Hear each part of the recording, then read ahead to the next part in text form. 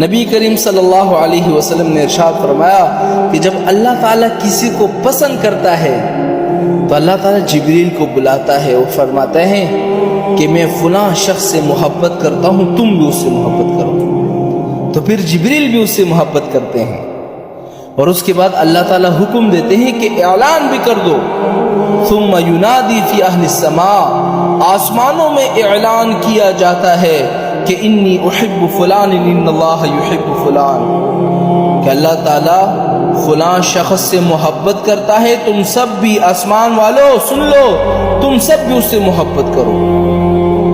ثم یحضرہ القبول فی الارض، پھر اللہ تعالیٰ زمین میں جو لوگ ہیں ان کے دلوں میں یہ بات ڈال دیتے ہیں تو پھر سارے لوگ اس شخص سے محبت کرتے ہیں۔